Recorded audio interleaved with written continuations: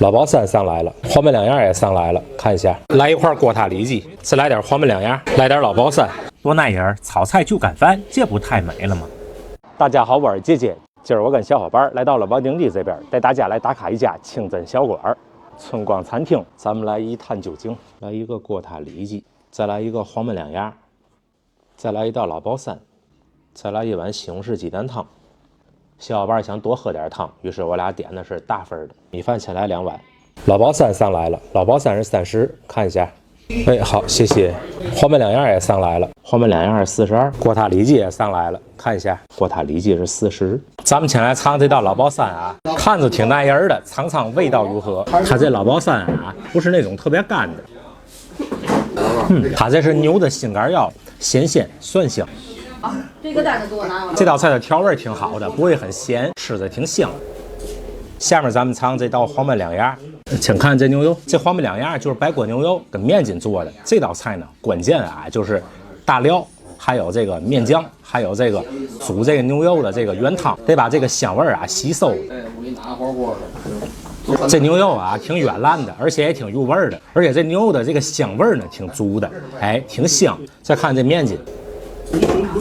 这面筋的口感挺好的，而且这味儿呢吸收也挺足的。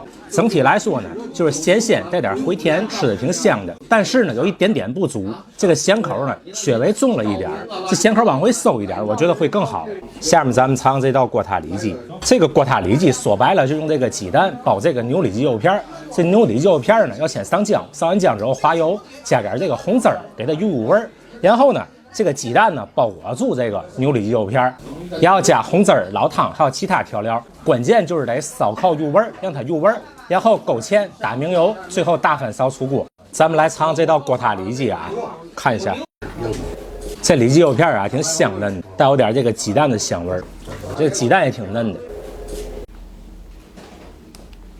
我觉得有一点点不足，就是牛里脊肉片呢，这个咸口稍微再重点，我觉得会更好。这不太美了吗？炒菜就干饭，哎呦，太美了！来一块锅塌里脊，再来点黄焖两样，来点老包3，这不太美了吗？还有锅塌里脊整体香味再浓郁一些，再更入味一些，我觉得会更好。西红柿鸡蛋汤，大份的是8块，喝着挺舒服的，汤的咸淡口正好。看上这盘底子多利索，米饭吃完了挺好，我跟小伙伴再来一碗米饭，一人1半，整体来说呢还不错。有的菜呢，哎，有一点点不足。这样的菜馆，这样的出品，这样的价格还要嘛政策，对吧？挺好。我跟小伙伴已经吃完了，老包3剩下一些没吃完，哎，已经打好包了。我们2个人一共消费了127。您觉得他家味道如何呢？如果您喜欢我的视频，欢迎留言点赞、收藏、转发，爱你哟，棒棒哒！